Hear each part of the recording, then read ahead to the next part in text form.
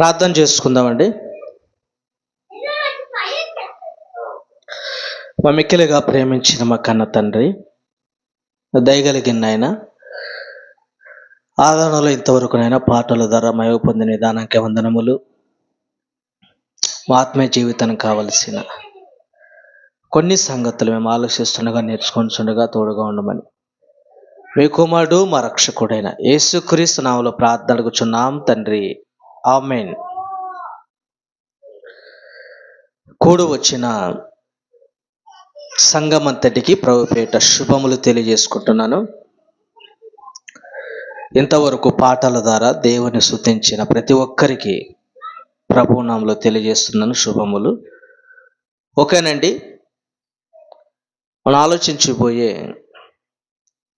ప్రాముఖ్యమైన ఒక విషయాన్ని మన బైబిల్ గ్రంథంలో నుంచి ఆలోచిద్దాం. పాఠం పేరు వచ్చి లేఖనాల పరిశోధన ఆవశ్యకత. లేఖనాల పరిశోధన ఆవశ్యకత. ఈ లేఖనాలు అనగా ఏంటి? ఈ లేఖనాలను పరిశోధించవలసిన అవసరత ఏముంది? అసలు లేఖనాలను పరిశోధిస్తే వచ్చే లాభాలేంటి? అసలు ఎందుకు మనము లేఖనాల్ని పరిశీలించాలి? ప్రియులారా, ఎక్కువగా ఈరోజు లేఖనాలు అనగానే చాలామందికి తెలియదు.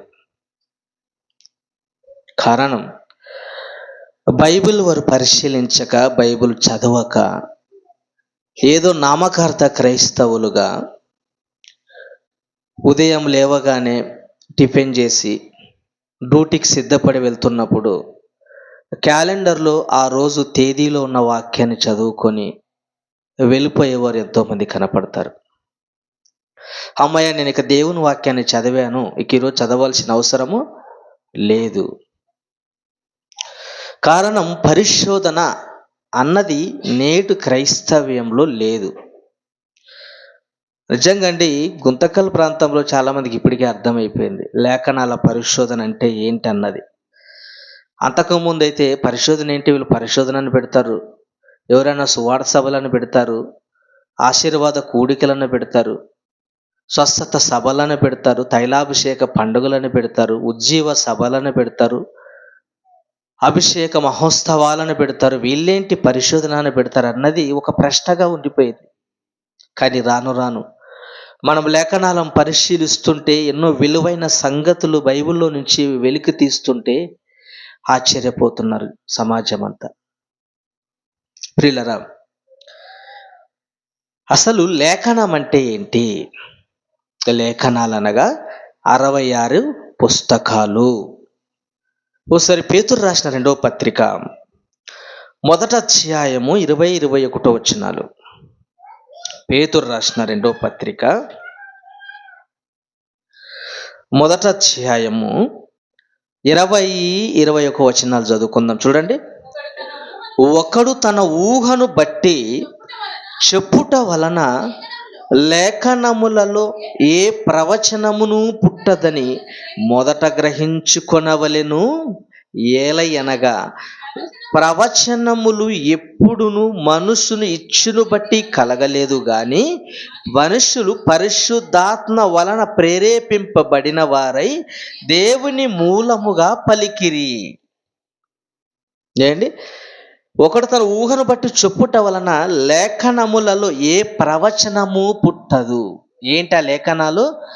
66 పుస్తకాల సమూహమే.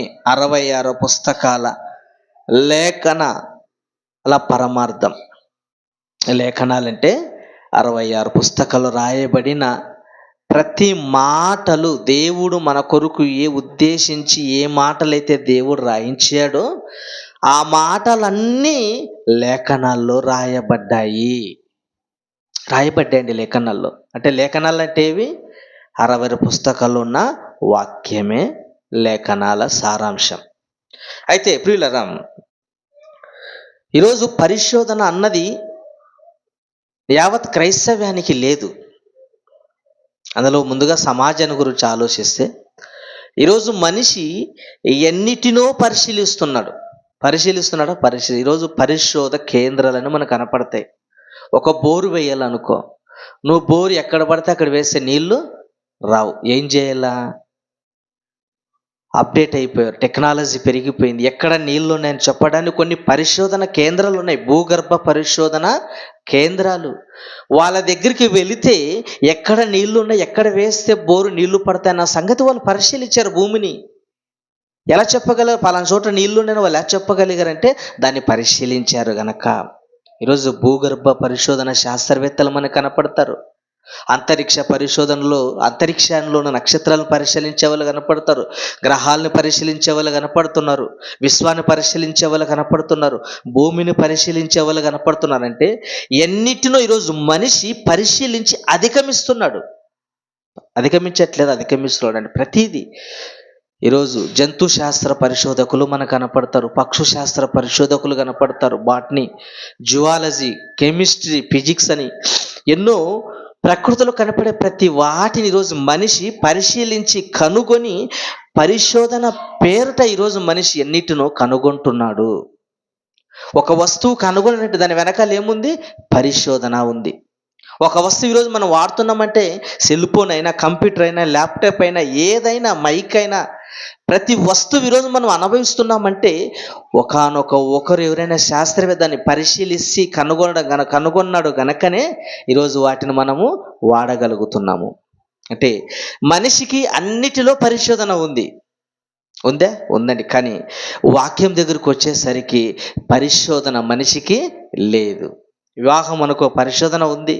అబ్బాయి ఎలాంటి వాడు, అబ్బాయి 4 రాళ్ళు ఏమైనా వెనకేసుకున్నాడా, ఉద్యోగం నిజమా కాదా, ఐడెంటిటీ కార్డు నిజమైందా కాదా, ఫేక్ ఐడెంటిటీ కార్డా. చాలామంది ఫేక్ ఐడెంటిటీ కార్డులు పెట్టుకుని పలానా బ్యాంకులో నేను ఉద్యోగం చేస్తానని చాలామంది భ్రమపరుస్తూ ఉంటారు, బయోడేటాలో పెడుతూ ఉంటారు. ఇదిగో నా గవర్నమెంట్ జాబ్ నాది, ఇదిగో పలానా SBIలో నేను వర్క్ చేస్తాను, ఇదిగో నా ఐడెంటిటీ కార్డు అంటాడు. ఐడెంటిటీ కార్డు కొడితే కనపడదు, పోయి బ్యాంకులో ఎంక్వైరీ చేస్తే ఎవరో మాకి తెలియదంటారు. అంటే మన అమ్మాయిని వేరే వ్యక్తికి, వేరే ఊరికి ఇవ్వాలనుకున్నప్పుడు పరిశోధిస్తాం, ఇరుగు పొరుగు వాళ్ళని అడుగుతాం, పక్కింటి వాళ్ళని అడుగుతాం, ప్రతిదీ. ఇప్పుడు కాలంలో ఏం చేస్తున్నారంటే ఆ అబ్బాయికి ఏమైనా సివిల్ స్కోర్ తక్కువ ఉందని పరిశీలిస్తున్నారట. పెళ్ళిళ్ళు చేసేవాళ్ళు ఇప్పుడు ఏం చేస్తున్నారో తెలుసా? సివిల్ స్కోర్ తక్కువ ఉందా లేదంటే, సివిల్ స్కోర్ తక్కువ ఉందనుకో అప్పులు దిండగా ఉన్నాయి, అంటే ఈఎంఐలు దిండుగా ఉన్నాయి. అంటే పెళ్ళి అయితే వచ్చే ఆదాయం అంతా ఈఎంఐలకే కడతాడు కనుక, మా అమ్మాయిని చూసుకోలేడు కనుక, మా అమ్మాయిని పోషించాడు కనుక నీకు ఇవ్వము. అన్నిటి పరిశీలిస్తున్నావు. అబ్బాయి సివిల్ స్కోర్ తక్కువ ఉందా ఆలోచిస్తావు, ఆస్తి ఉందా ఆలోచిస్తావు. అంటే ఈరోజు మనిషి ప్రతి విషయంలో పరిశోధన ప్రారంభించాడు. ప్రతి విషయంలో కూరగాయలు కొనేటప్పుడు పరిశీలించమా? ఏది పడితే కూరగాయలు వచ్చినప్పుడు ఇదిగో ఏవి పడితే వేయి అంటామా? ఆయన దగ్గర ఏమంటాం? ఇదిగో మంచి సైజు ఉన్న కాయలే ఇవ్వాలి, మంచి కలర్ ఉన్న కాయలే ఇవ్వాలి అని చేస్తాం. చక్కగా బుట్టలో చేయి పెట్టి వాటిని ఏం చేస్తాం? బాగా మెత్తగా ఒత్తి ఇదిగో మంచి పంట కాదని మరలా మనం ఏరుకొని తెచ్చుకుంటాం. ఒక పూట తింటే అరిగిపోయి కూరగాయల విషయంలో ఆలోచిస్తాం. ఎందుకు ఆలోచిస్తాం? పుచ్చివి ఏమైనా ఇస్తే అనారోగ్యం పడతాం గనక, జ్వరం వస్తుంది గనక, అస్వస్థత గురైతాం గనక మనం చక్కగా కాయగూరలు పరిశీలించి వేసుకుంటాం. కానీ దేవుని దగ్గరికి వచ్చేసరికి పరిశోధన కనపడదు. దేవుని దగ్గరికి వచ్చేసరికి ఏంటండి పరిశోధన, ఎప్పుడు పరిశోధన అంటారు. అసలు ఈ పరిశోధన వల్ల ఒరిగేదేముందని చాలామంది మాట్లాడేవాళ్ళు లేకపోలేదండి ప్రియులరా. గనుక బైబిల్ మనం పరిశీలిద్దాం. బైబిల్ని అసలు ఎందుకు లేఖనాల పరిశోధన అవసరత ఏంటి, అసలు లేఖనాలను ఎందుకు మనం పరిశీలించాలి అన్నది మనం ఆలోచన చేయగలిగితే, ప్రియులరా, ఈరోజు క్రైస్తవ్యాన్ని మనం పరిశీలించగలిగితే ఎక్కడ లేఖనాల పరిశోధన అన్నది ఏ సంస్థల్లో కానీ, ఏ ఆరాధనలో కానీ, ఏ మందిరాల్లో కానీ, ఏ ఫెలోషిప్లో కానీ మనకి కనపడుతుందండి? కనపడదు. ఒక ఆరాధన మనం చూడగలిగితే, ఒక మీటింగ్, ఒక సువార్త సభను చూడగలిగితే ఆ సువార్త సభలో పాటలు గంటలు కొట్టి పాడతారు. పాటల అనంతరం ఏం చేస్తారు? ఇదిగో మన అయ్యగారి యొక్క టెస్ట్ మనీని మనం విందాం, మన అయ్యగారి యొక్క సాక్ష్యాన్ని మనం విందాం. ఇదెంతసేపు ఉంటుంది? ఒక అర్ధగంట ఉంటుంది. తర్వాత ఇదిగో మన ప్రార్థనలు చేద్దాం, వాళ్ళ కొరకు ప్రార్థన చేద్దాం, వీళ్ళ కొరకు ప్రార్థన చేద్దాం. ప్రార్థన చేస్తూ ఇదొక అర్ధగంట సేపు సమయాన్ని కేటాయిస్తారు. కానీ వాక్యం ఎంతసేపు ఇస్తారు? ఒక 10 నిమిషాలు. ఇదిగో 10 నిమిషాలు మనము లేఖన భాగాన్ని చదివి ముగించుకుందాం అంటాడు. అంతే. ఇంకా ఎంతసేపు అంట? 10 నిమిషాలు దేవుని మాటలు. అంటే ఈరోజు ఈరోజు క్రైస్తవ్యంలో ఏ సభల కూడినా, ఏ సువార్త సభలకి వెళ్ళినా, ఏ ఆరాధనలో మనం చూసినా వాక్యపు పరిశీలన తక్కువ, వీళ్ళ గురించి పొగుడుకోవడాలే ఎక్కువ. సండే స్కూల్లో అయిన పిల్లలకు వాక్యం నేర్పిస్తారని నేర్పిరండి. ఇదిగో పొట్టి చెక్కయ్య అంటాడంతే, యోబు కథ అంటాడంతే, లాజర్ ధనవంతుడు కథ అని నేర్పిస్తాడంటే కథలుగా నేర్పిస్తారు, కానీ యథార్థ వాస్తవాలను పరిశీలించి నేర్పించే వాళ్ళు కూడా మనకు కనపడరు. ఇక ఆరాధనలు అంటావు, ఆరాధనలో మనం శృతి ఆరాధన చేద్దామంటాడు. శృతి ఆరాధన ఎంతసేపు చేస్తాడు? 10 నిమిషాలు చేస్తాడు. ఆ 10 నిమిషాలు కుర్జీలు పడిపోతాయో తెలియదు, వీడు పడిపోతాడో తెలియదు. ఏం చేస్తాడు? ఎగరడమే, శృతి శృతి శృతి అని ఎగురుతూ ఉంటా శృతి ఆరాధన. తర్వాత మనం మార్చి మార్చి వాక్యాన్ని చదువుకుందాం అంటాడు. ఏం చదువుతాడంట? మార్చి మార్చి వాక్యాన్ని చదువుకుందాం అంటాడు. ఏంటి ఈరోజు క్రైస్తవ్యంలో జరుగుతున్నటువంటి సభల పేరిట, సువార్త సభలలో, ఆరాధనలు, కూడికలు ఎక్కడ కానీ పరిశోధన అన్నది మనకి కనపడదు. కనపడుతుందండి? కనపడదండి. కానీ ఏం చేస్తారంటే ఆదివారం ఆరాధనలో ఉంటారు, తర్వాత ప్రత్యేకమైన కూడికలు పెట్టారు, యవనస్తుల కూడిక. ఆ యవనస్తుల కూడికలు ఏం చేస్తారు? ఓ తిమోతి గారి గురించో సొలొమోను గురించి చెప్పి ముగిచ్చేస్తారు. ఏంటి ఇక స్త్రీల కూడిక పెడతారు, స్త్రీలందరినీ గ్యాదర్ చేస్తారు. ఏంటి ఆ మరియమ్మ గురించి చెప్తారు, ఎస్తేరు గురించి చెప్పేసి ముగిచ్చేస్తారు. తర్వాత సంవత్సరానికి వచ్చే వార్షికోత్సవాన్ని గురించి ప్లాన్ చేసుకుంటారు. ఇదిగో మన సంవత్సరం పండగ వార్షికోత్సవం బిడ్డ, అందరూ సాయం చేయాలంటే అందరి దగ్గర దండుకుంటాడు. ఏంటి వాక్యం ఏమైనా ఉంటుందంటే ఏమీ ఉండదు, ఏమీ ఉండదు. ఆర్భాటాలు, అంగులకు రంగులకు, ఏంటి భోజనాలకు, వీటికి ఎక్కువ ప్రాధాన్యత, లక్షల లక్షల వేల రూపాయలు వీటి ఖర్చు పెడతాడు. కానీ సేవకుని, మంచి సేవకుని పిలిపించి అద్భుతమైన వాక్యాన్ని వినిపిద్దామని ఆలోచన ఎవరికైనా ఉందా? ఎవరికి లేదు. ఈ సేవకుల్లో కూడా తక్కువగా వచ్చే సేవకుడు ఎవరో చూస్తాం మనం, ఎక్కువ సేవకుని చూస్తామా? ఇదిగో బాగా మంచి ఎక్కువ అవుతుందండి, సేవకుని పిలిపిస్తే ఖర్చులు ఎక్కువ అవుతాయండి, నేను వద్దండి, మనకు ఇదిగో పక్కన ఊర్లో ఉన్నాయని పిలిపిద్దాం. సరే ఆయనైనా వచ్చేమన్నా మంచి మాటలు చెప్తాడంటే ఏం లేదు, వచ్చిన ఆయన జక్కయ్య అంటాడు, ఎక్కడో విదేశాల్లో వచ్చిన ఆయన కూడా జక్కయ్య అని చెప్పేసి వెళ్ళిపోతాడు. అంటే లేఖనాల పరిశోధన అన్నది నేటి క్రైస్తవ్యానికి కొత్త పదముగా మారిపోయింది.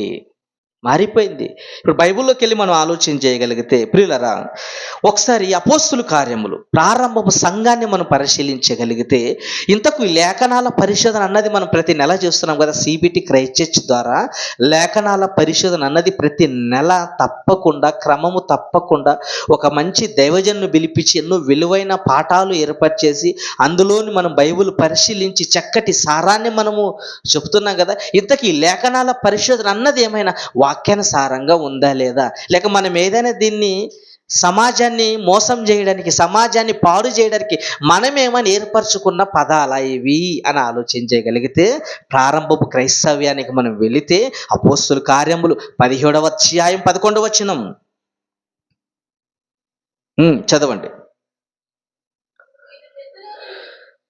మీరు తెస్సలోనికలో ఉన్నవారి కంటే గనులై ఉండిరి గనక ఆసక్తితో వాక్యమును అంగీకరించి పౌలును శీలయును చెప్పిన సంగతులు అలాగు ఉన్నవో లేవని ప్రతిదినము లేఖనములను పరిశోధించుచు వచ్చిరి. నేను ఏం చేశారంట? లేఖనాలను పరిశీలించుచు మీరు తెస్సలోనికలో ఉన్నవారు కంటే గనులై ఉండిరి. ఎవరు? బెరయవారు. బెరయలో ఉన్నవారంట ఎలా చేస్తారంట? లేఖనాలను పరిశీలిస్తూ వచ్చారంట. లేఖనాలను పరిశీలిస్తూ ఇదిగో పౌలు గారు చెప్పిన మాటలు ఏమైనా తప్పుందా, పౌలు గారు వాక్యాన్ని కరెక్ట్గా చెప్పాడా లేదా, ఆయన ఏమైనా సొంత మాటలు చెప్పాడా, ఆయన ఏమైనా పిట్టకథలు చెప్పాడా, ఆయన ఏమైనా వాక్యములో లేనిది ఏమైనా చెప్పాడని ఏం చేశారంట? బెరయ సంఘస్థులు వాక్యాన్ని పరిశీలించారంట. అంటే ఏం చేయాలి? మనము వాక్యాన్ని పరిశీలించాలండి. ఇదిగో మీరు తెస్సలోనికలో ఉన్న వారి కంటే గనులై ఉండిరి గనుక పౌలు శీలై చెప్పిన సంగతులు అలాగు ఉన్నవో లేవని లేఖనాలను ప్రతి దినము పరిశోధించుచూ వచ్చిరి. ఎప్పుడు పరిశీలించారట? ప్రతి దినము పరిశీలించారు. మనం నెలకోసారి పరిశీలించడానికే బరువైపోయింది. ఏంటి, నెలకోసారి రావడానికే బరువైపోయింది. అబ్బా ప్రతి నెల లేఖనాలు పరిశోధన అంటారండి, మేము రాలేమండి, మాకు టైం లేదని అంటారు. ఇదిగో ఇప్పుడే పెట్టాలా మీరు, ఇక మరో రోజు పెట్టచ్చు కదా, హాలిడే రోజు పెట్టచ్చు కదా. నేను ఇప్పుడే మీరు పెట్టాలా, ఈ పండగ మూమెంట్లోనే మీరు పెట్టాలా, ఈ పక్కనే మీటింగ్స్ ఉన్నాయి, ఆ మీటింగ్ అయిపోయినాక పెట్టచ్చు కదా, ఇప్పుడు ఆటికి పోలే ఈటికి పోలే మ్యాటికి పోలే చెప్పండి అంటారు. అంటే ఇక్కడ ప్రతి దినము లేఖనాన్ని పరిశీలించారు వాళ్ళంటే, ప్రతిరోజు పౌలు గారు చెప్తున్న వాక్యాన్ని విన్నారు, ఆ వాక్యం కరెక్టా కాదా, అసలు ఏం చెప్తున్నారు వాళ్ళు లేఖనాలు ఉద్దేశించి, బైబిల్ తీసి ఏం బోధిస్తున్నారు, ఉన్నది బోధిస్తున్నారా లేని కథలు ఏమైనా చెప్తున్నారు అన్నది ఈ బెరైలో ఉన్నవారంట ప్రతి దినము లేఖనాన్ని పరిశీలించుచు వచ్చారు. అండ్ ఈరోజు పరిశీలిస్తున్నారు క్రైస్తవులు. ఈరోజు ఇదిగో పెద్దయ్య గారు చెప్పే మాటలు అన్నీ కరెక్టే అనుకొని బైబిల్ మూసేసి వినేవాళ్ళు ఎంతోమంది మనకి కనపడతారు. పెద్దయ్య గారు చెప్పారు కనుక కరెక్ట్ అయింటదిలే అంటే, ఇదిగో మా కులపోడు చెప్పాడు కనుక ఇది కరెక్ట్ అయింటుంది అంతే, ఇంక దాంట్లో తిరుగులేదు. ఇంకా అంటే కులపోడు చెప్పాడని కరెక్ట్గా ఉంటుందని బైబిల్ తెలియని వాళ్ళు ఎంతోమంది మనకి కనపడుతున్నారు. కానీ వీళ్ళంటండి అలాగూ ఉన్నవో లేవని ప్రతి దినము లేఖనములు పరిశీలించుచు వచ్చిరి. ఏంటి ప్రతి దినాన్ని లేఖనాలు పరిశీలించాలండి. ఏంటి ప్రతి దినం పరిశీలించాలంటే చాలా ఖర్చు అవుతుంది. మనం నెలకోసారి సెమినార్ చేయడానికే ఇంచుమించు 10,000 నుంచి 12,000 రూపాయలు మనకు ఖర్చు అవుతుంది. ఎందుకు? వచ్చిన సేవకునికి మనం చూసుకోవాలి, ఆయనకి మంచి ఉండడానికి ఒక రూమ్ ఏర్పాటు చేయాలి, ఆయనకు ఒక మంచి ఫుడ్ పెట్టాలి. ఏంటి వీళ్ళైతే అప్పుడు అంతో ఇంతో ఆయన ఖర్చుల కొరకు మనం సహాయాన్ని ఇవ్వాలి. ఎందుకంటే ఆయన సేవ మీదే బతుకుతున్నాడు కదా. తర్వాత ఏం చేయాలి? వచ్చిన జనాలందరికీ మంచి భోజనం ఏర్పాటు చేయాలి, వచ్చిన వాళ్ళకి ఏ ఇబ్బంది లేకుండా చూసుకోవాలి, వచ్చిన వాళ్ళకు ఏం చేయాలి, మనము సామాన్లు తక్కువ వస్తే కుర్చీలు వేయాలి, టేబుల్ తేవాలి, ప్రతీది మనము ఇవన్నీ తెచ్చి పెట్టాలంటే ఉత్త మాటలతో అవుతుందా? కాదు. వచ్చిన వాళ్ళందరికీ మంచి మినరల్ వాటర్ ఇవ్వాలి, వేరే కొలాయి వాటర్ ఇచ్చేవానికి ఏమవుతుంది?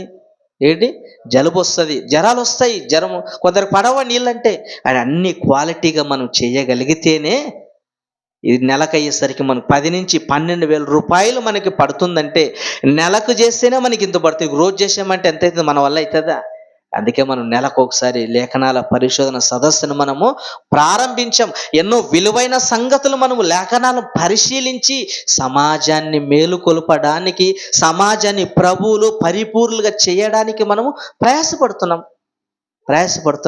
గనుక ప్రియులరా, అంటే వీళ్ళు ప్రతి దినం ఏం చేశారంటే లేఖనాల్ని పరిశీలించారు.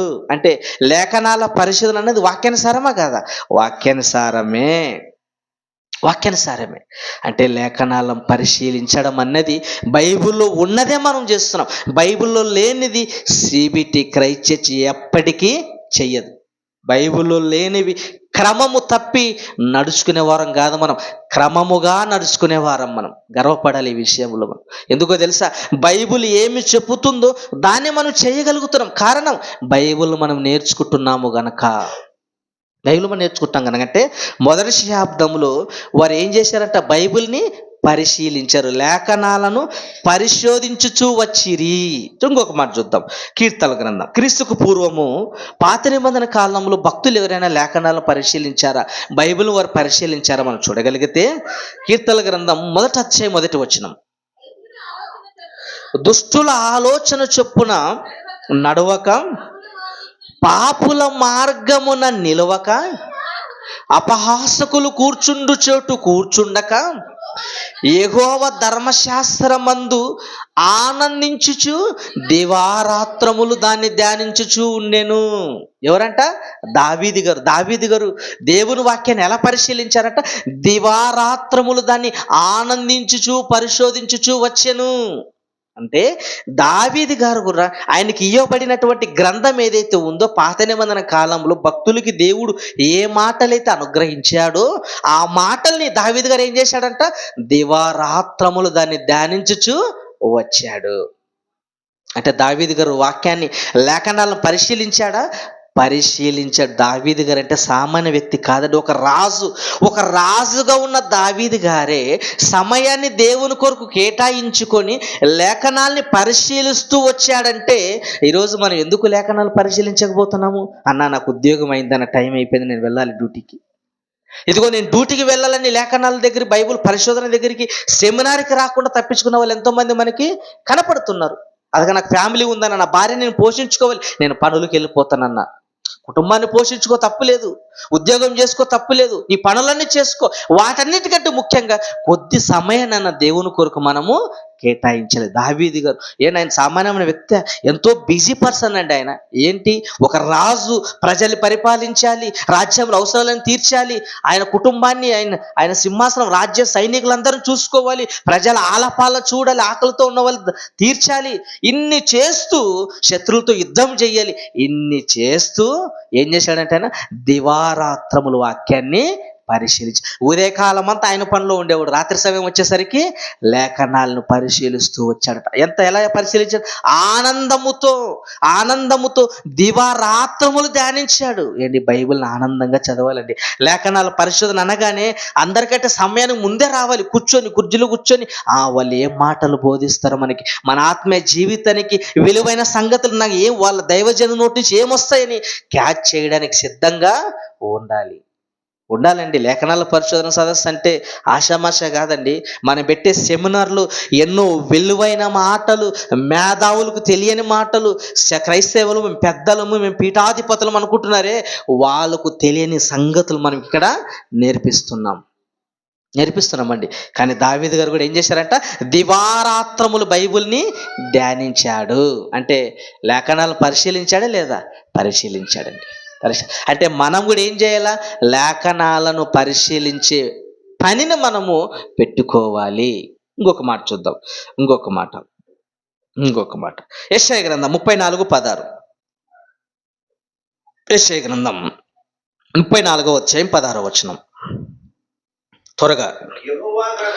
యెహోవా గ్రంథమును పరిశీలించి చదువుకొనుడి.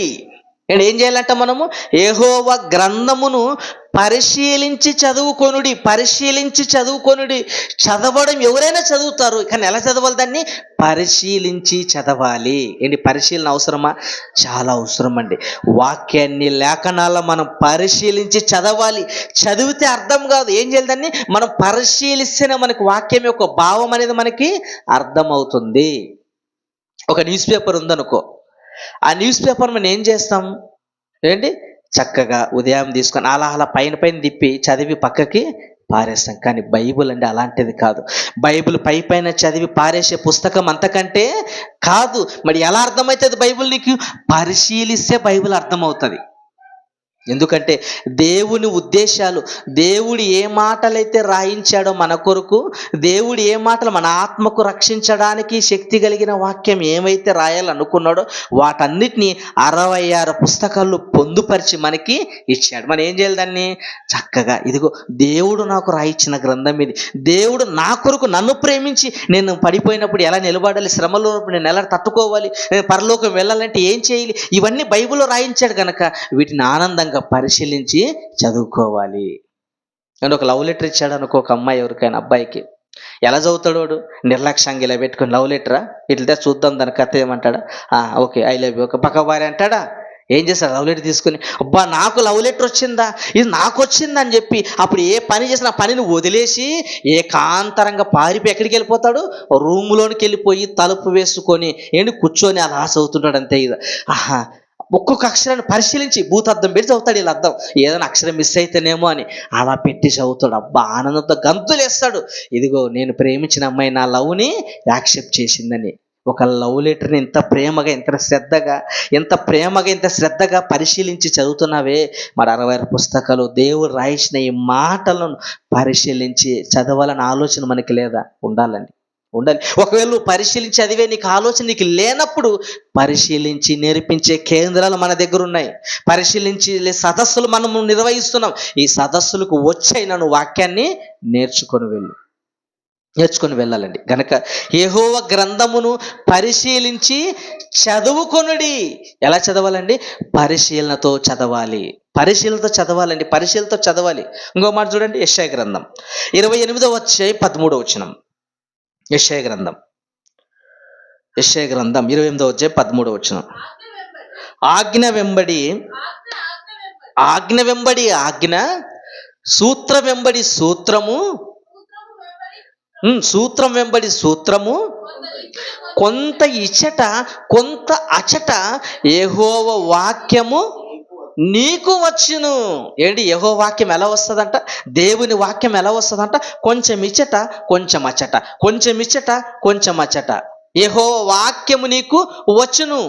అంటే 66 పుస్తకాలు రాయబడిన మాట ఒక పదం నీకు అర్థం అవ్వాలంటే, దానికి సంబంధించిన భావం నీకు తెలియాలంటే అక్కడే కనపడుతుంది. ఎక్కడ కనపడుతుంది?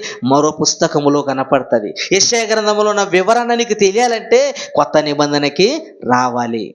కొత్త నిబంధనలో ఉన్న పదాలు నీకు అర్థం అవ్వాలంటే ప్రవచనాలు చదవాలి, కీర్తన గ్రంథాల్లో చదవాలి, యెషయా గ్రంథాల్లో చదవాలంటే, యెహోవా వాక్యము నువ్వు పరిశీలించి నేర్చుకోవాలంటే కొంచెం ఇచట కొంచెం అచ్చట. ఇప్పుడు కొంచెం ఇచట కొంచెం అచ్చట ఉన్నప్పుడు మనం ఎలా నేర్చుకోవాలి? చదివితే అర్థమవుతుందా? పరిశీలిస్తే వస్తుంది సారం. అదే వాక్య లేఖన సారము. న్యూస్ పేపర్ మనకు తెలుసు. న్యూస్ పేపర్లో వార్తాపత్రికలు చదవడం పెద్ద విషయం ఏం కాదండి. ఫస్ట్ హెడ్లైన్లో ఒక మ్యాటర్ ఇస్తాడు, కొద్దిగా ఇచ్చి దీని గురించి మరిన్ని వివరాలు 11 పేజీలు అంటాడు. ఏమంటాడు? దీని గురించి మరిన్ని వివరాలు 12 పేజీలో ఉంటుంది అన్నగానే ఏం చేస్తాం? ఈ పేపర్ అలా తిప్పి డైరెక్ట్గా ఎక్కడికి వెళ్ళిపోతాం మనము? 12 పేజీలోనికి వెళ్ళిపోతే అక్కడ కనపడుతుంది ఈ మ్యాటర్ పూర్తి వివరణ అక్కడ కనపడుతుంది. కానీ బైబిల్లో ఒక సందర్భం అక్కడ రాయబడినప్పుడు దాని గురించి వివరణ కింద ఇవ్వడు. ఎక్కడుంది? కొంచెం ఇచ్చట కొంచెము అచ్చట యెహోవా వాక్యము నీకు దొరుకును. అంటే అప్పుడు ఏం చేయాలి మనము? వాక్యాన్ని పరిశీలించాలా లేదా? అందుకే లేఖనాల పరిశోధన సదస్సులు మనం ప్రారంభించామండి. అప్పుడప్పుడు నేను చాలా బాధపడతాను. మనం ఇన్ని 10,000 రూపాయల పైన ఖర్చు పెడతాం కదా, కనీసం ఒక 4 పాఠాలు వేయకుండా మనం బోధిస్తున్నామని బాధపడతాను. ఎందుకో తెలుసా? ఇంత ఖర్చు పెట్టినప్పుడు ఒక 4 పాఠాలు మనం నేర్పిస్తే ఎంత ఆనందంగా ఉంటుంది అనిపిస్తుంది. కానీ వచ్చే 2 పాఠాలు వినడానికే చాలామంది ఇబ్బంది పడతారు. టైం అయిపోతుంది 9:30 అంటారు. ఏంటి? నాకేమో 4 పాఠాలు వినిపించాలని ఉంటుంది, కానీ పరిస్థితులు సహకరించాం. ఒక 2 పాఠాలతోనే మనం సరిపెట్టుకుంటున్నాం గనక ప్రియులారా. అంటే ఏం చేయాలంట? కొంచెం ఇచ్చట కొంచెం మచ్చట యెహోవా వాక్యము నీకు వచ్చునండి. ఏంటి నేటి క్రైస్తవంలో కనపడుతుంది ఈ పరిశోధన? కనపడదండి. ఎక్కడ కనపడదు? సువార్త సభలో వాక్యాన్ని పరిశీలించేవారు మనకు కనపడరు. ఆరాధనలో వాక్యాన్ని పరిశీలించి బోధించేవాళ్ళు మనకు కనపడరు. పాస్టర్ దగ్గరికి వెళ్ళి ఏమైనా లేఖనాల పరిశోధన సదస్సు మేము చేసుకుంటాం, మందిరం మాకేమని ఇస్తామంటే లేఖనాల పరిశోధన అది ఎక్కడుంది బైబిల్లో అంటాడు. అదే ఉండదు బైబిల్లో లేని మీరు చేస్తారు బిడ్డ అంటాడు. అంతే. ఇంకా బైబిల్లో లేని మీరు చేస్తారు. ఈరోజు క్రైస్తవ్యంలో కార్యక్రమాల్లో కనిపించనిదే పరిశోధన. నిజమండి పరిశోధన. ఈ పరిశోధన ప్రారంభించింది ప్రారంభపు మొదటి శతాబ్దంలో క్రైస్తవులైతే, అంతకుముందు దావీదు గారు కూడా వాక్యాన్ని పరిశీలించాడు. ఏంటి? ఆ తర్వాత కాలానికి మొదటి శతాబ్దం తర్వాత కాలానికి వచ్చేసరికి ఇప్పటి కాలానికి వచ్చేసరికి వాక్యం పరిశీలన అన్నది కుంటుపడిపోయింది. మరలా లేఖనాలను పరిశీలించి ప్రారంభించిన ఒకే ఒక్కడు ఆయన ఎవరు? జయశాలి పేడి సుందర్రావు గారు. ఆయనండి వాక్యం పరిశోధన ఏంటో నేర్పించాడు క్రైస్తవ్యానికి. ఇదిగో బైబిల్లో ఉంది. మొదటి శతాబ్దాలు క్రైస్తవులు పరిశీలించారు. మనం ఎందుకు పరిశీలించట్లేకుండా పోతున్నాము? ఎందుకు ఉజ్జీవ సభలను పెడుతున్నాము? ఎందుకు ఈ సభలు స్వస్థ సభలను పెడుతున్నాము? ఈ శరీర సంబంధమైన కోరికలు తీర్చుకోవడం, ఈ శరీర సంబంధమైన రోగాలు బాగు చేయడం సభలు పెడుతున్నావే. ఎందుకు కాదే సభలు పెట్టవలసింది? ఆత్మను రక్షించాలంటే వాక్యాన్ని పరిశీలించి, వాక్యం భావం నీకు తెలియాలంటే లేఖనాలను పరిశీలించి నేర్చుకోవాలి. కనుక పరిశోధన సదస్సులు పెట్టండి అని ప్రారంభించాడండి ఆయన. బైబిల్లో ఉన్నదే, ఆయన సొంతంగా పుట్టింది ఏమీ కాదు. గనక ఇంకొక మాట చూద్దాం. ఇంకొక మాట అపోస్తుల కార్యములు 19వ అధ్యాయము 9వ వచనం. త్వరగా 9-10. అపోస్తుల కార్యములు 19వ అధ్యాయము 9-10 వచనాలు. అయితే కొందరు కఠినపరచబడిన వారై ఒప్పుకొనక జన సమూహములు ఎదుట ఈ మార్గమును దూషించబడుచున్నందున అతడు వారిని విడిచి శిష్యులను ప్రత్యేకపరుచుకొని ప్రతిదినము తురన్ను ఒకని పాఠశాలలో తర్కించుచూ వచ్చెను. పౌలు గారు ఏం చేశాడంట? తురన్ను అని ఒక పాఠశాల అద్దెకు తీసుకొని ఆ పాఠశాలలో ఏం చేశాడంట? పౌలు గారికి ఎక్కడ వాక్యాన్ని చెబుతుంటే అవకాశం ఇచ్చేవారే కాదంట. పౌలు గారు అప్పటికి బోధించే సమయానికి యెరూషలేములో దేవుని మందిరం ఉందా లేదా? యెరూషలేము మందిరం ఉందా లేదా? ఉంది. పెద్ద పెద్ద సమాజ మందిరాలు ఉన్నప్పటికీ ఆ సమాజ మందిరాల్లో పౌలు గారికి వాక్యాన్ని నేర్పించడానికి ఇవ్వలేదంట వాళ్ళు. మరి దేనికి ఇచ్చారంట? వ్యాపారం చేసుకోవడానికి ఇచ్చారు. అందుకే యేసుక్రీస్తు వారు విశ్రాంతి దినం వెళ్ళినప్పుడు, మందిరానికి వెళ్ళినప్పుడు ఏం చేశారంట? పావురాలు అమ్మేవారు ఒక బ్యాచ్, రూకలు మార్చేవాళ్ళు ఒక బ్యాచ్, ఆన్లైన్. ఏంటి తర్వాత వస్తువులు అమ్మంటే సూపర్ మార్కెట్ అయిపోయింది, బజారు సంతగా మారిపోయింది దేవాలయం. అంటే బజారు సంత చేసుకోవడానికైనా దేవాలయం ఇస్తారేమో కానీ వాక్యాన్ని పరిశీలించడానికి దేవాలయాన్ని ఇవ్వలేదు. అందుకే పౌలు గారు బాధపడతాడు. ఏంటో తెలుసా, నాకు వాక్యాన్ని నేర్పించడానికి నాకు సమయం ఇవ్వట్లేదు, మీరు వాక్యాన్ని నేర్చుకోవడానికి మీరు నాకు మందిరాలు ఇవ్వట్లేదే అని ఏం చేశాడంటే ఆయన ఒక పాఠశాలను అద్దెకు తీసుకొని అందులో కొందరు శిష్యులను ప్రత్యేక పరిచి వాళ్ళకి బైబిల్ క్లాసులు నేర్పించాడు. చదవండి అన్నమాట, ఎంత బాగుందో. అయితే కొందరు కఠినపరచబడిన వారై ఒప్పుకొనక జన సమూహము ఎదుట ఈ మార్గమును దూషించున్నందున అతడు వారిని విడిచి శిష్యులను ప్రత్యేక పరుచుకొని ప్రతి దినము తురందను ఒకని పాఠశాలలో తర్కించుచూ వచ్చెను. ఏంటి, పౌలు గారు వాక్యాన్ని బోధిస్తానంటే, లేఖనాలను పరిశీలించి చక్కటి క్లాసులు మీకు నేర్పిస్తానంటే ఏ మందిరాల్లో పౌలు గారిని ఆహ్వానించలేదు. ఈరోజు మన పరిస్థితి కూడా అదే. ఇదిగా మేము సువార్త సభలు పెడదామని క్రైస్తవుల దగ్గరికి వెళ్ళి గ్రౌండ్ దగ్గర పెడితే వాళ్ళు గ్రౌండ్ ఇవ్వట్లేదు. ఏంటి, క్రైస్తవులే మరలా ఎందుకు ఇవ్వట్లేదు? మన వాక్యది ఉన్నది ఉన్నట్లుగా చెప్పుతాము గనక భయపడిపోతున్నారు క్రైస్తవులంతా, భయపడిపోతున్నారు ఈరోజు. ఎందుకు మన గ్రౌండ్ ఇవ్వట్లేదు చెప్పు? మనం వేరే సంఘానికి వెళ్ళాం అనుకో, ఇదిగో నేను వాక్యం బోధిస్తాను బ్రదర్, నాకు ఏ ఫీజు ఇయ్యదు బ్రదర్ అన్నాం అనుకో, మాకు వద్దయ్య గారు వందనాలు థ్యాంక్ యూ పో అంటాడు. ఎందుకు? భయం. ఏంటి, భయం ఈరోజు. కానీ పౌలు గారి భయం పుట్టుకునింది పౌలు గారు అంటే. అందుకే పౌలు గారు ఏ సమాజ మందిరం ఇవ్వలేదు, ఏ మందిరాల్లోకి ఆయన్ని ఆహ్వానించలేదు వాక్యం బోధించడానికి. అందుకే పౌలు గారు ఆలోచించాడు, ఇదిగో ఇట్లయితే పని కాదని చెప్పి ఒక పాఠశాల అద్దెకు తీసుకున్నాడు. ఆ పాఠశాలలో కొందరిని ప్రత్యేక పరుచుకొని వాళ్ళకు వాక్యాన్ని పూర్తిగా విడదీసి విరమరిచి వారికి వాక్యాన్ని బోధించాడు. ఈరోజు మన పరిస్థితి కూడా అదే. పౌలు గారికి పట్టిన పరిస్థితి ఈరోజు మనకు పట్టింది.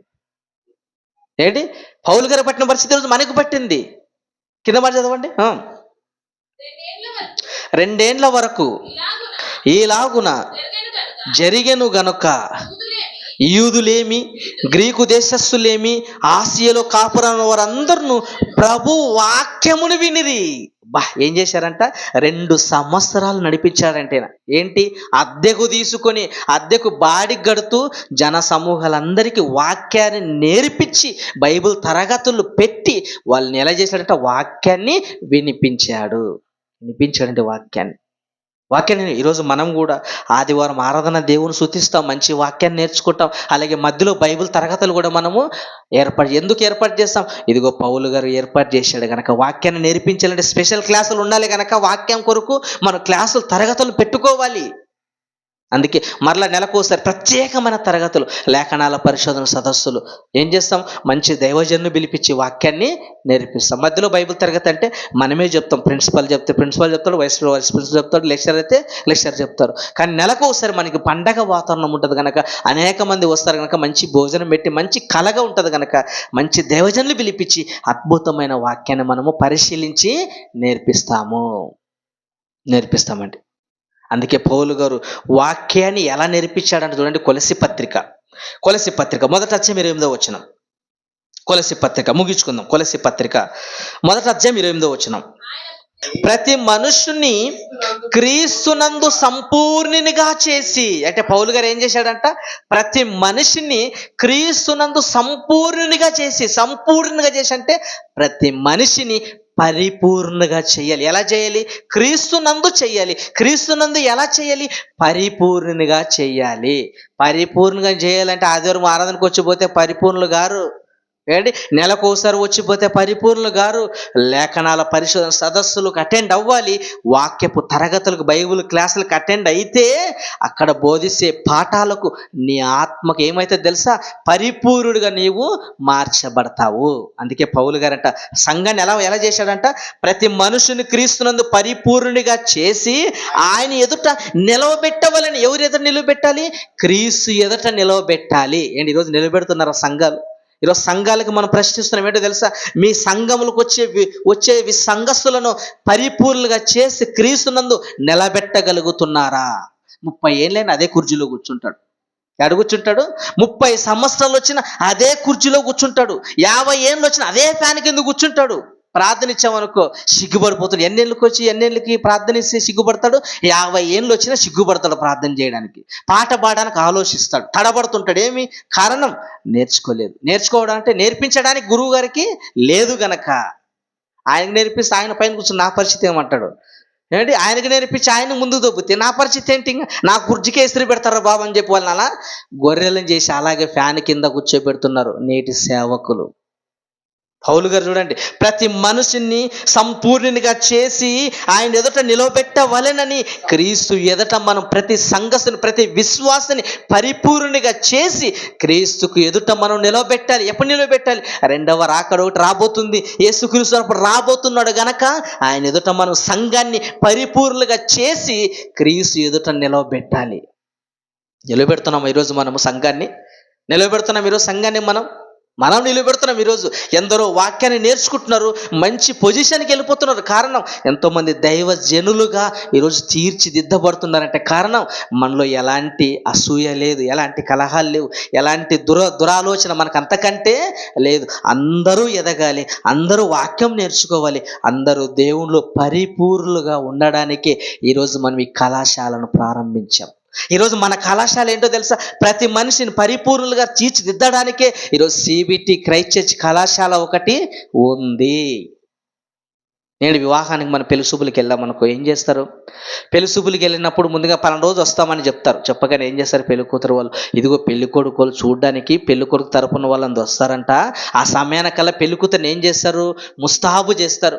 ముస్తాబు ఏం చేయకుండా పద్దన లేచింది ఎలాగైతే పాశముఖంతో ఉందో అలా లేచి ఇదిగో రోజు అట్లా మొంగడుకొని వచ్చి కూర్చోనగానే ఏం చేస్తాడు? పెళ్లి కొడుకు వచ్చి ఫోటోలు పెట్టినా ఏం కాదు, ఫోటోలో మేకప్ ఉంది, ఇక్కడ మేకప్ లేదు కనుక ఇరిజిట్ ఈ అమ్మాయి నాకు వద్దు. పెళ్లి కొడుకు పెళ్లి కూతుర్ని మెచ్చుకోవాలంటే ఏం చేయాలా? పెళ్లి కూతుర్ని ముస్తాబు చేయాలి. అంటే ఎలా చేయాలి? పెళ్లి కొడుకు ఎదుట నిలబెట్టాలి. ఎలా నిలబెట్టాలి? చక్కగా అలంకరించి, నగలు లేకపోయినా పక్కింటి వాళ్ళతో అరువు తెచ్చుకొని నగలేసుకొని మేకప్ వేసుకొని చక్కగా మంచి చీర కట్టుకొని అందంగా చక్కగా కనపడితే అప్పుడు ఏం చేస్తాడు? పెళ్లి కొడుకు ఈ అమ్మాయి నాకు ఓకే, నాకు నచ్చింది అనగానే తల్లిదండ్రులు ఎలా ఉంటారు? ఆనందపడతారు. అమ్మాయి మా అమ్మాయి పలానా అబ్బాయికి నచ్చిందంట. ఈరోజు ప్రతి సేవకుడు ఏం చేయాలి తెలుసా? సంఘాన్ని కూడా క్రీస్తు ఎదుట పరిపూర్ణంగా చేసి నిలవబెట్టాలి. అలా నిలవబెడితే క్రీస్తు కూడా ఏమంటాడు? సంఘాన్ని చూసి అబ్బా సంఘం పరిపూర్ణంగా ఉంది, ఎలాంటి కల్మషం ముడతానని ఎలాంటిది లేదు, పద్ధతిగా ఉన్నది, నేను కాల్చిన రక్తానికి నాకు న్యాయం జరిగింది, సంఘం బాగుందని ఆనందపడతాడండి యేసుక్రీస్తుల వారు. ఈరోజు చేయగలుగుతున్నాం? అది చేయట్లేదు. ఏం చేస్తాం మనము? సువార్త సభలను పెడతాం, ఆ కుడికలను పెడతాం, ఈ కుడికలను పెడతాం, ఏమీ ఉండదు. అంటే ఇంకా సంఘంలో కూడా సేవకునికి లేడీస్ ఫాలోయింగ్ ఎక్కువ ఉంటుంది తెలుసా మీకు? ఆడవాళ్ళ ఫాలోయింగ్ ఎక్కువ. ఏంటిగా తెలుసా? పురుషులు వచ్చేది తక్కువ సంఘానికి. అప్పుడు ఏం చేస్తాడు? అమ్మాయి వాళ్ళ ఇంటికి వెళ్తాడు, సంఘస్థుల ఇంటికి వెళ్ళి అమ్మ ఇదిగో ప్రార్థన చేద్దానమ్మా, మరి అమ్మ ప్రార్థన చేస్తాను తల్లి రా అంటాడు. అయ్యగారు మా ఇంటికి వచ్చాడు ప్రార్థన చేస్తాడు అనగానే అప్పుడు మొదలు పెడతాడమ్మా నీ కొడుకు దీవించబడతాడు, మీ భర్త దీవించబడతాడు, మీ పిల్లలు మీ సంతతి మీ ఇంట్లో ఎనుము ఎద్దు ఆవు దూడ అన్నీ దీవించబడతాయమ్మా అంటాడు. అంతే. అప్పుడే తర్వాత ఏమవుతుంది? అమ్మయ్య అయ్యగారు మా కొరకు ప్రార్థన చేయాలి, మా కుటుంబం కొరకు, ఆఖరి మా గేదె కొరకు, మా కుక్క కొరకు, అన్నిటి కొరకు ప్రార్థన చేశాడు అనగానే అప్పుడు ఏం చేస్తారు? తల్లి కొడుకు ఫోన్ చేస్తారు, కొడుకు కుమారుడా అయ్యగారు మన ఇంటికి వచ్చి ప్రార్థన చేశాడు రా నాన్న, ఏం చేయాలమ్మా? అయ్యగారు కానుక పోయి ఫోన్పే చేయి. ఏమేలా కానుక వే అయ్యగారికి, నెల పంపించిన ఆయన కానుక అయ్యగారికి, మన కుటుంబం కొరకు ప్రార్థన చేస్తున్నాడు, చక్కగా ప్రార్థన చేస్తున్నాడు అనగానే ఇక ఈయన అబ్బా ఆనందంతో వెళ్ళేటప్పుడు అమ్మ చికెన్ కూర భలే చేసావమ్మా, నువ్వు చేస్తే నీవే చేయాలి చికెన్ కూర అనగానే వచ్చినప్పుడల్లా చికెన్ చేసి పెడుతుంది. ఇంకా అయ్యగారు చికెన్ కూర బాగుందన్నప్పుడు ఇంకేం జరిగింది? అయ్యగారు ఎప్పుడొస్తే ఇంటికప్పుడు చికెన్ కూర చేసి పెట్టడమే. ఇంకా ఈరోజు క్రైస్తవ్యాన్ని లాభం కోసం, ఆశల కోసం సంఘస్థుల నుంచి ఏదో లాభాన్ని ఆశించి వాళ్ళను 20 ఏళ్ళైనా అక్కడే కూర్చుంటున్నారు, 30 ఏళ్ళైనా అక్కడే కూర్చుంటున్నారు. ఒక పాఠశాలకి, లోకంలో ఉండే ఒక పాఠశాలకి వెళ్ళామనుకో, ఒక 10th క్లాస్ ఒక ఇంటర్మీడియట్ డిగ్రీకి వెళ్ళామనుకో, ఏ స్కూల్లో చదువుకున్న విద్యార్థి అదే స్కూల్కి టీచర్గా వెళ్తాడండి. ఒక స్కూల్లో చదువుకున్న వాడు అదే స్కూల్కి టీచర్ వెళ్తాడు కొన్ని సంవత్సరాల తర్వాత. ఎందుకు? వాడు నేర్చుకున్నాడు, ఆ స్కూల్ వాడిని తీర్చిదిద్దింది, మరలా అదే స్కూల్కి టీచర్గా వచ్చాడంటే ఎంత ఆనందపడతామండి మనం. నేను నేర్చుకున్న స్కూల్లో నేనే పాఠాలు చెప్పడమా? ఆనందపడతాం మనం.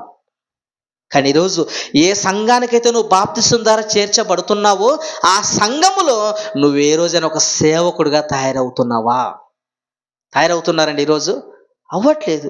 సేవకుడు సేవకుడిగానే ఉంటాడు. ఆయన పుట్టుకన్నాడు అనుకో, కొడుకు రెడీగా ఉంటాడు అని. ఏమి బైబిల్లో ఓనామాలు రాకపోయినా అభిషేకించి ప్రార్థన చేసి ఈరోజు నువ్వే ఇక దైవజనుడు అని చెప్పి ఏం చేస్తున్నారు? వారసత్వపు రాజకీయాలుగా ఈరోజు సేవ అనేది ప్రారంభమైపోయిందండి. లోకంలో పాఠశాలలో చదువుకున్నవాడు అదే స్కూల్కి టీచర్గా వెళ్తున్నాడే, మరి ఎందుకు ఈరోజు సంఘాల్లో 20 ఏళ్ళ నుంచి వచ్చిన 30 సంవత్సరాలు వచ్చిన సంఘస్థుని అక్కడే ఎందుకు కూర్చున్నాడు? ఎందుకు ముందుకు పైకి ఎదగలేకపోతున్నాడు? కారణం అతనికి ఇంట్రెస్ట్ లేదా? నేర్పించడం నీ దగ్గర సబ్జెక్ట్ లేకనా?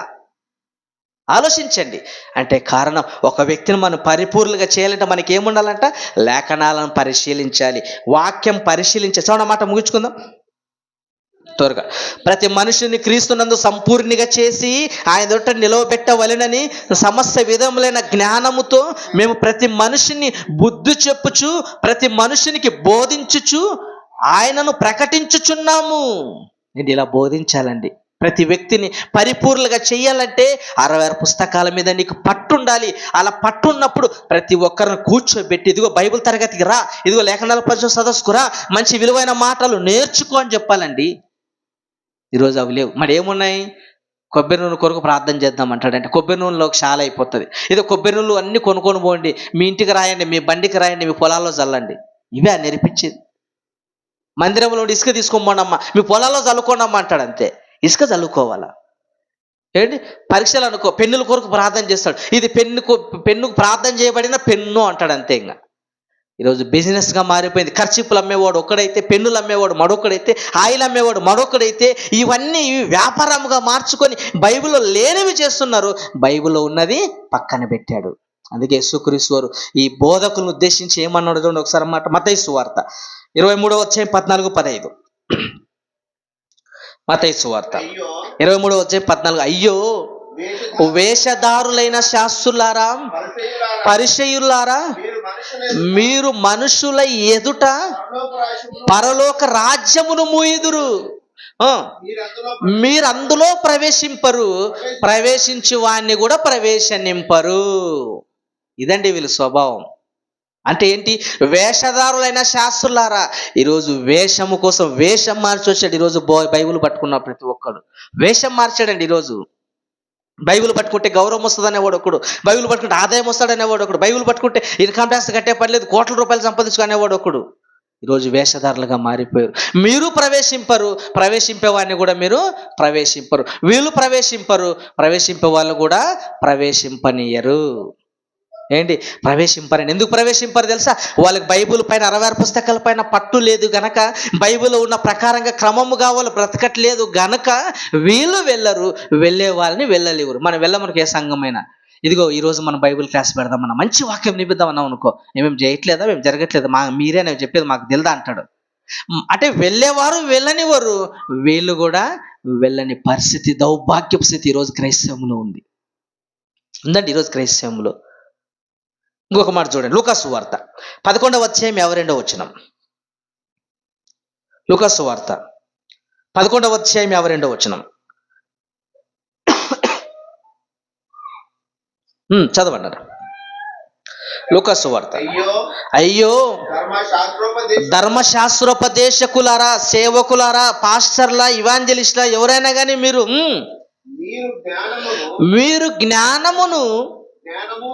జ్ఞానము అను తాళపు చెవిని ఎత్తుకొని పోతిరి. ఏమెత్తుకొని పోయారంటే ఈ సేవకులందరూ, ఈ శాస్త్రుల పరిచయాలు జ్ఞానమును తాళపు చెవిని ఎత్తుకొని పోయారంట. ఇప్పుడు తాళపు చెవులు ఎందుకో డోర్ ఓపెన్ అవుతుందా? ఆ డోర్ ఓపెన్ అవ్వాలంటే, ఆ లాక్ ఓపెన్ అవ్వాలంటే ఏముండాలి? దానికి కీ ఉండాలి. ఒక కీ ఉంటే డోర్ ఎలా ఓపెన్ అవుతుందో, జ్ఞానమును తాళపు చెవిని ఎత్తుకొని పోయారు. ఈరోజు ఎక్కడ పోయినా జ్ఞానాన్ని పరిశీలించి వాక్యం నేర్పిద్దామంటే వద్దంటారంటే ఈడు ఏం చేస్తున్నట్లు? జ్ఞానం అనే తాళపు చెవిని ఎత్తుకొని పోతున్నాడు. అంటే నేర్పించకుండా, ఆ డోర్ ఓపెన్ చేయకుండా ఏం చేస్తాడు? లాక్ చేసేస్తున్నాడు. ఎందుకండి జ్ఞానము? ఎందుకు జ్ఞానము? సువార్త. మన జ్ఞానం అవసరం లేదు బ్రదర్, ఏం కావాలా? ప్రార్థన ఉంటే చాలనేవాడు ఒకడు. మన జ్ఞానం అవసరం లేదు, ఏముండాలంట? ప్రార్థన చాలు బ్రదర్ అంటే. ప్రార్థన ఏం చేయాలి? 24 గంటలు ప్రార్థన చేద్దాం. ప్రార్థన కూడా ఎలా ఉండాలి తెలుసా? మోకాలు నల్లగా అవ్వాలి. మోకాలు ఎలా అయిపోవాలంట? మోకాలు నల్లగా అయిపోవాలి. నువ్వు మోకాలు నల్లగా అవ్వాలని బైబిల్ ఎక్కడైనా ఉందా? ఇదిగో నువ్వు మోకాలు నల్లగా ఎంతవరకు ప్రార్థన చేయాలి బిడ్డ అని బైబిల్ ఎక్కడ రాయించాడు దేవుడు? ఎక్కడ రాయించలేదు. అంటే ఈరోజు వాక్యాన్ని జ్ఞానాన్ని మనం పరిశీలించి నేర్పిస్తామన్నప్పుడు ఆ జ్ఞానాన్ని ఎత్తుకొని పోతున్నారు. మరి ఏం పెడుతున్నారు? ప్రార్థనలు గంటలు గంటలు, ఇదిగో మోకాల ప్రార్థన అనేవాడు ఒకడు, శృతి ప్రార్థన అనేవాడు ఒకడు, ఈ ప్రార్థన ప్రార్థన అనుకుంటూ జ్ఞానం అనే తాళపు చెవిని ఎత్తుకొని పోతారు. జ్ఞానాన్ని మరుగు చేస్తున్నారు, సమాజం తెలియనివ్వకుండా.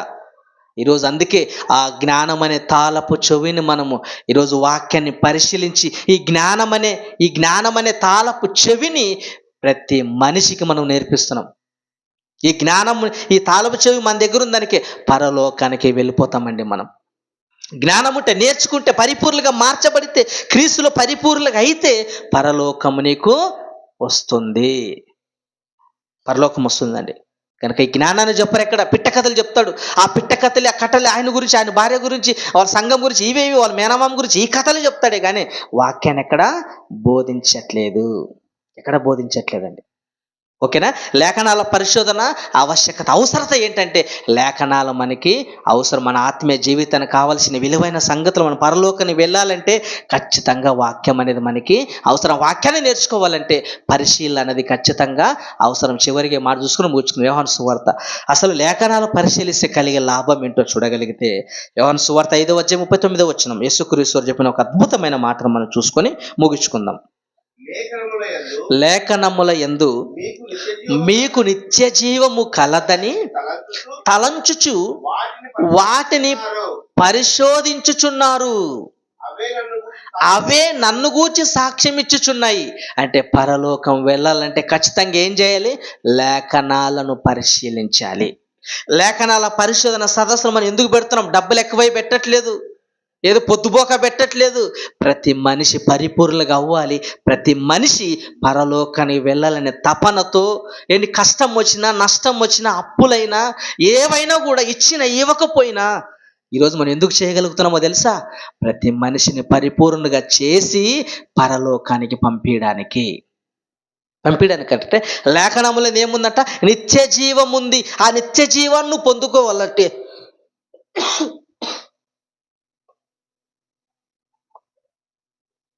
ఆ నిత్య జీవాన్ని మనం పొందుకోవాలంటే ఖచ్చితంగా ఏం చేయాలి? లేఖనాల పరిశోధన అవసరము. అవసరమా? అవసరం. ఓకే, ప్రార్థన చేసుకుందాం. దయగలిగిన మా తండ్రి, కృపగల దేవ, లేఖనాల పరిశోధన అవసరత ఏంటన్నది నేను వాక్యాన్ని పరిశీలించాం. తండ్రి, మీరు ఇచ్చిన మాకు ధన్యత, ఎవరికి లేని ధన్యత మాకు ఇచ్చారు, సంఘానికి ఇచ్చారు. నెల నెల లేఖనాల పరిశోధన సదస్సుల ద్వారా ఎన్నో విలువైన మాటలు మాకు నేర్పిస్తున్నారు. అందుకు వందనములు, స్తుతి, స్తోత్రములు నాయన. ఇంతటి మా జ్ఞానాన్ని మాకు నేర్పిన మీ కుమారుడు మా ఆత్మీయ తండ్రి జయశీల గారి జ్ఞాపం చేసుకొని మంచి ఆరోగ్యాన్ని, ఆయుష్ను ప్రసాదించి సంఘాన్ని దీవించి ఆశీర్వదించమని మీ కుమారుడు మా రక్షకుడైన యేసుక్రీస్తు నామములో ప్రార్థన అడుగుచున్నాం తండ్రి. ఆమేన్, ఆమేన్, ఆమేన్.